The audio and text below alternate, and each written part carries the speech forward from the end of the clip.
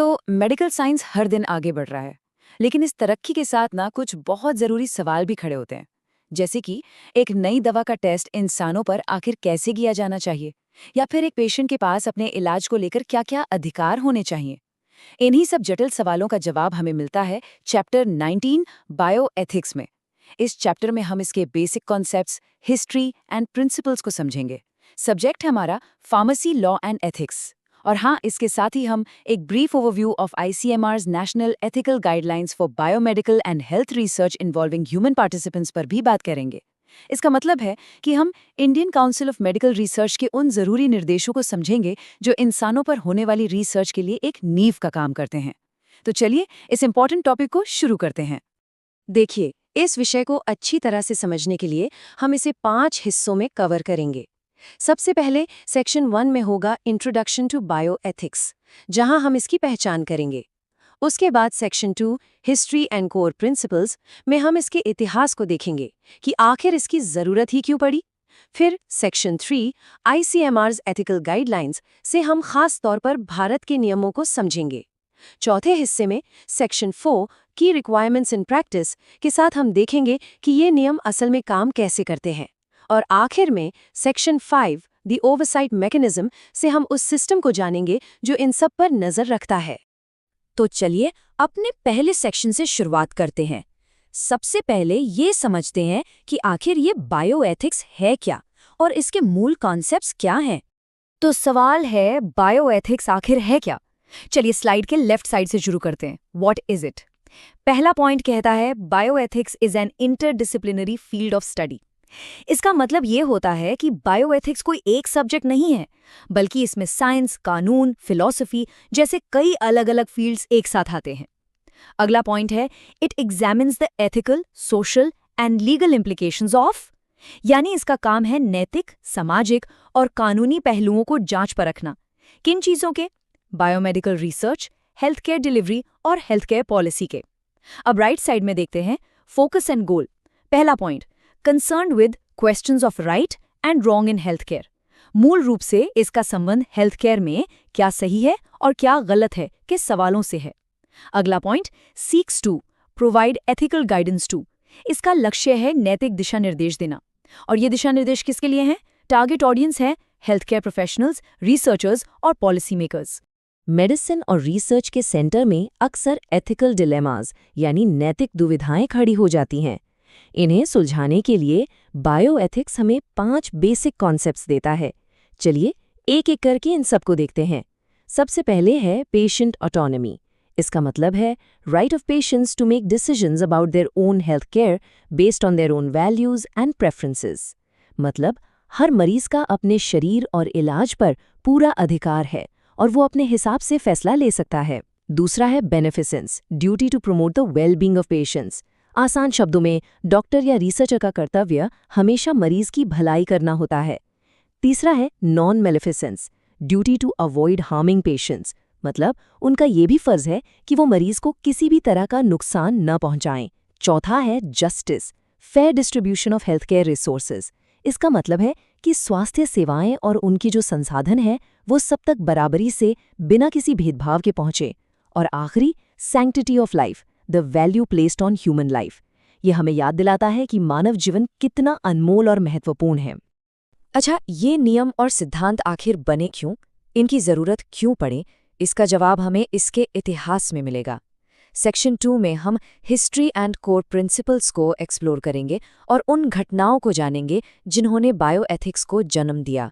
चलिए अब बायोएथिक्स के इतिहास को देखते हैं। पहला point let 1960s, early 1970s।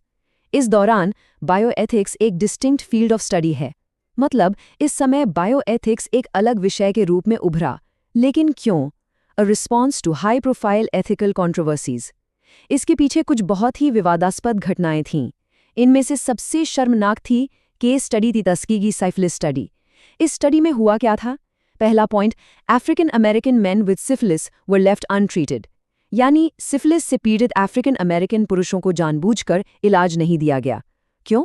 To allow researchers to study the natural progression of the disease, ताकि रिसर्चर्स इस बीमारी को अपने आप बढ़ते हुए देख सकें बिना किसी दवाई के असर के।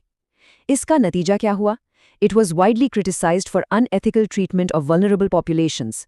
ये एक कमजोर समूह के साथ बहुत ही अनैतिक व्यवहार था, जिसकी पूरी दुनिया में कड़ी आलोचना हुई और इसने मेडिकल रिसर्च के नैतिक नियमों पर एक गंभीर बहस छेड़ दी। तुस्केगी जैसी घटनाओं के बाद जो आलोचना हुई, उसके बाद एक बदलाव लाना जरूरी हो गया था। तो उसका परिणाम क्या निकला, ये स्लाइड वही बताती है। History the outcome. ये परिणाम था अ direct result of Tuskegee criticism. इसका सीधा नतीजा था द बेलमोंट रिपोर्ट। ये एक ऐतिहासिक डॉक्यूमेंट था जिसने मेडिकल रिसर्च के लिए 3 बुनियादी नैतिक सिद्धांत स्थापित किए। इसने क्या एस्टैब्लिश किया? Establish the ethical principles of, पहला रिस्पेक्ट फॉर पर्सन्स यानी हर व्यक्ति का सम्मान, दूसरा बेनेफिसेंस यानी भलाई करने का सिद्धांत, और तीसरा जस्टिस यानी न्याय का सिद्धांत। ये 3 प्रिंसिपल्स आज भी बायोएथिक्स की नींव माने जाते हैं। तो चलिए अब बायोएथिक्स के इन 4 मुख्य स्तंभों को थोड़ा डिटेल में देखते हैं। इन्हें याद रखने का एक आसान तरीका है न्यूमोनिक RBNJ, जिसका फुल फॉर्म है रियल बायोएथिक्स नीड्स जस्टिस। पहला है R for respect for persons. इसके पॉइंट्स हैं treat individuals with dignity and respect, यानी हर व्यक्ति के साथ गरिमा और सम्मान से पेश आना, और respect autonomy and freedom of choice, उनकी अपनी मर्जी और चुनाव की आज़ादी का सम्मान करना। दूसरा है B फॉर बेनिफिसेंस। इसका मतलब है act in the best interest of patients, यानी हमेशा मरीजों के सर्वोत्तम हित में काम करना, और प्रमोट वेलबींग, उनकी भलाई को बढ़ावा देना। तीसरा है N फॉर नॉन मेलेफिसेंस। इसका अर्थ है अवॉइड कॉजिंग हार्म, मतलब नुकसान पहुंचाने से बचना, और take steps to prevent harm, नुकसान को रोकने के लिए कदम उठाना। और आखिरी है J फॉर जस्टिस, मतलब fair distribution of health care resources, स्वास्थ्य से जुड़े संसाधनों का न्यायपूर्ण वितरण करना, और equal access to needed health care, जरूरी स्वास्थ्य सेवाओं तक सबकी समान पहुंच सुनिश्चित करना। ये चारों सिद्धांत मिलकर एक नैतिक कंपस की तरह काम करते हैं। अभी तक हमने ग्लोबल प्रिंसिपल्स की बात की, लेकिन अपने देश भारत में इसके लिए क्या सिस्टम है? तो सेक्शन 3 में हम ICMR's एथिकल गाइडलाइंस पर फोकस करेंगे, जो इंडिया में मेडिकल रिसर्च के लिए रेगुलेटरी फ्रेमवर्क की बुनियाद है। भारत में मेडिकल रिसर्च की सबसे बड़ी संस्था है Indian Council of Medical Research, यानी ICMR। ये क्या है? The premier medical research organization in India. इसने इंसानों पर होने वाली रिसर्च के लिए एक बहुत ही ज़रूरी डॉक्यूमेंट तैयार किया है, national ethical guidelines for biomedical and health research involving human participants. ये गाइडलाइंस एक तरह से रूल बुक हैं, जिनका पालन करना सबके लिए ज़रूरी है।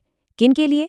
रिसर्चर्स यानी शोधकर्ताओं के लिए, एथिक्स कमिटीज़ यानी नैतिक समितियों के लिए, और स्टेक होल्डर्स यानी इससे जुड़े अन्य सभी लोगों के लिए। जैसा कि स्लाइड के नीचे लिखा है, ये गाइडलाइंस कवर करती हैं informed consent, confidentiality, risk assessment और वल्नरेबल पॉपुलेशंस जैसे ज़रूरी मुद्दों को। तो आखिर ये गाइडलाइंस सिर्फ किताबों में तो नहीं हैं, इन्हें असल रिसर्च में लागू भी करना पड़ता है। अब सेक्शन 4 की रिक्वायरमेंट्स इन प्रैक्टिस में हम उन्हीं व्यवहारिक नियमों को समझेंगे जो हर रिसर्चर को फॉलो करने ही होते हैं।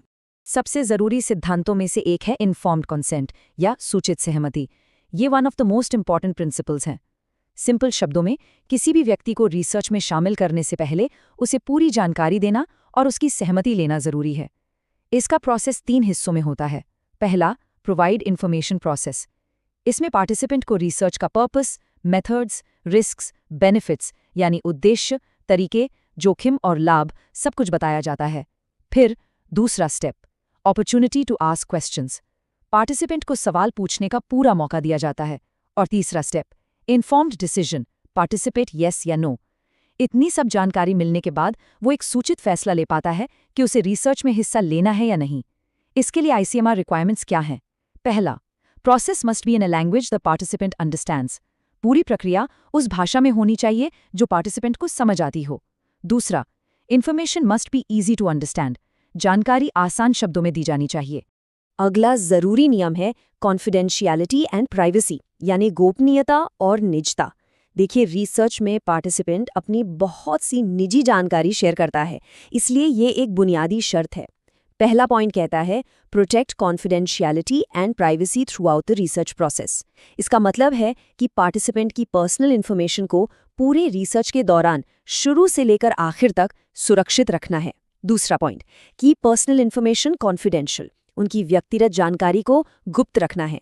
तीसरा, रिस्पेक्ट प्राइवेसी, उनकी निजता का हमेशा सम्मान करना है। और सबसे ज़रूरी चौथा point, must obtain permission before using personal info for any other purpose, यानी उनकी जानकारी को अगर किसी भी दूसरे काम के लिए इस्तेमाल करना है तो उससे पहले उनसे अनुमति लेना अनिवार्य है।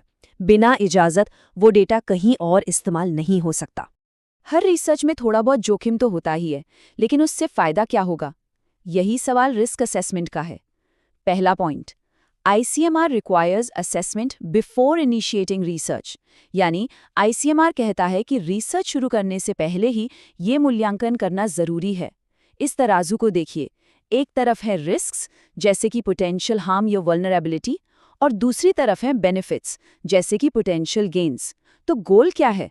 गोल है कि potential benefits must outweigh potential risks. नियम बिल्कुल साफ है, संभावित लाभ हमेशा संभावित जोखिम से ज़्यादा होने चाहिए। और researchers must take steps to minimize risks. Researchers की ये जिम्मेदारी है कि वो जोखिम को कम से कम करने के लिए हर ज़रूरी कदम उठाएं। रिसर्च में कुछ लोग ऐसे होते हैं जो अपने हकों के लिए शायद खुद आवाज़ ना उठा पाएं। इन्हें वल्नरेबल पॉपुलेशंस कहा जाता है। पहला point, ICMR recognizes that certain populations require special protections, यानी ICMR ये मानता है कि इन लोगों को विशेष सुरक्षा की ज़रूरत है। इनमें शामिल हैं चिल्ड्रन यानी बच्चे, प्रेग्नेंट वुमेन गर्भवती महिलाएं, मेंटली इल इंडिविजुअल्स मानसिक रूप से बीमार व्यक्ति, और इंडिविजुअल्स विद डिसेबिलिटीज यानी विकलांग लोग। तो इनके लिए रिक्वायरमेंट्स क्या हैं? पहला, researchers must take extra care, शोधकर्ताओं को अतिरिक्त सावधानी बरतनी होगी। और दूसरा, obtain informed consent from participants and their guardians if applicable, यानी न सिर्फ पार्टिसिपेंट से बल्कि अगर ज़रूरत हो तो उनके गार्डियंस या अभिभावकों से भी सूचित सहमति लेना अनिवार्य है। तो हमने नियम तो देख लिए, लेकिन इन नियमों का पालन ठीक से हो रहा है या नहीं, ये कौन देखेगा? हमारे आखिरी सेक्शन द ओवरसाइट मैकेनिज्म में हम उसी वॉचडॉग सिस्टम को समझेंगे जो रिसर्च पर निगरानी रखता है और पार्टिसिपेंट्स की सुरक्षा को सुनिश्चित करता है।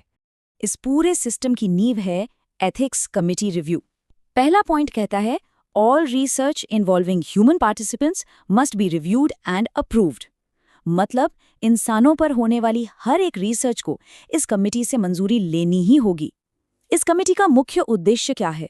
To ensure ethical conduct and protect the rights and welfare of participants, यानी नैतिक आचरण को सुनिश्चित करना और पार्टिसिपेंट्स के अधिकारों और उनके कल्याण की रक्षा करना। इसीलिए इसमें सिर्फ एक तरह के लोग नहीं होते। इस कमिटी में शामिल होते हैं medical professionals, social scientist, legal experts और यहाँ तक कि कम्युनिटी रिप्रेजेंटेटिव्स यानी समुदाय के लोग भी। जब ये सब लोग मिलकर रिसर्च को अप्रूव करते हैं तभी वो आगे बढ़ सकती है।